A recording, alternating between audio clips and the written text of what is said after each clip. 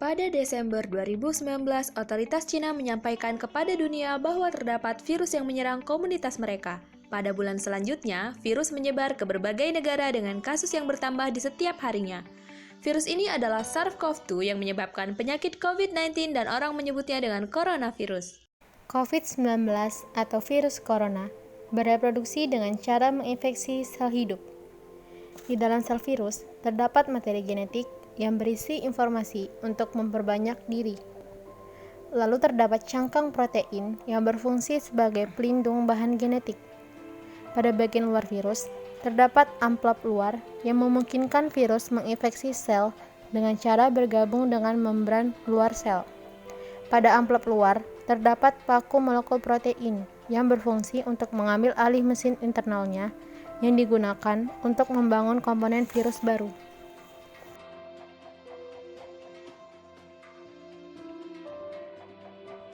Aku akan menjelaskannya.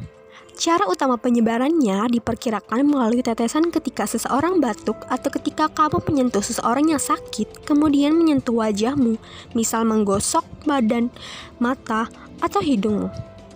Virusnya memulai perjalanan dari sini dan mencari tumpangan untuk bergerak jauh ke dalam tubuhmu. Tujuannya ke arah pencernaan dan pernafasanmu, yang mana dapat menyebabkan efek dramatis. Meski sedikit saja, coronavirus dapat menyebabkan situasi yang gawat. Virus bersentuhan dengan sel-sel yang di tenggorokan, hidung, atau paru-paru Anda. Satu lojakan virus menyisipkan ke dalam molekul reseptor seperti kunci dalam kunci. Tindakan ini memungkinkan virus untuk menginfeksi sel-sel Anda yang lain.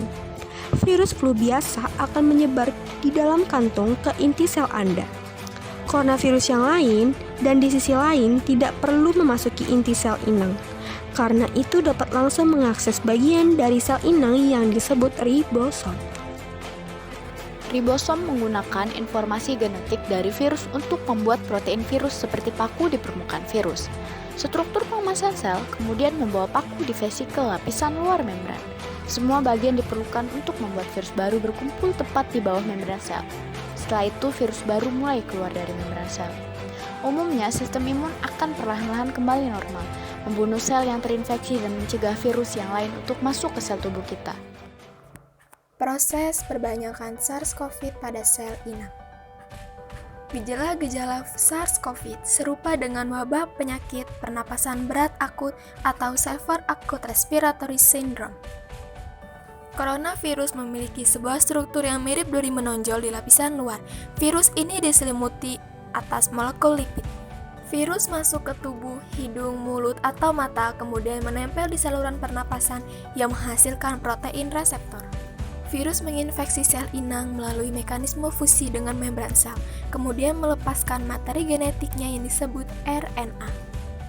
Sel yang terinfeksi mengubah RNA virus sebagai bagian darinya. RNA tersebut digunakan untuk menghasilkan protein. Mesin pembuatan protein dalam sel bekerja untuk menghasilkan bagian terpenting pada corona, seperti duri baru dan protein aksesoris virus. Perakitan virus, salinan partikel virus yang telah dibuat akan menuju keluar sel. Oke, sekarang kami akan memberikan beberapa cara pencegahannya buat kalian.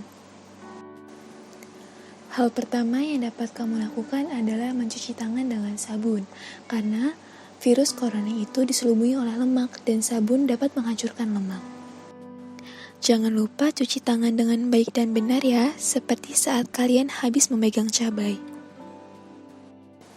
Hal selanjutnya yang perlu kalian lakukan adalah social distancing. Meskipun bukan hal yang menyenangkan, tetapi saat ini itu baik untuk dilakukan. Hindari keramaian. Kalian bisa melakukan aktivitas bersama keluarga saja di rumah. Jika kalian sangat perlu untuk bepergian keluar, maka jangan lupa untuk menggunakan masker dan hand sanitizer. Jangan lupa untuk berjemur di waktu yang tepat agar kita dapat terhindar dari virus.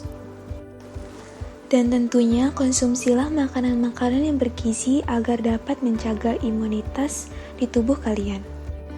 Laksanakanlah setiap kebijakan yang ada seperti karantina dan mengertilah Karena ini dengan tujuan agar kita tetap aman. Mari bergotong royong, lindungi diri Anda dan keluarga Anda, agar kita dapat meminimalisir dampak dari COVID-19 ini. Selalu stay at home ya semua, kita dapat lakukan ini bersama. Jika kalian bosan, kalian dapat mengeksplor kegiatan baru yang dapat kalian lakukan di rumah.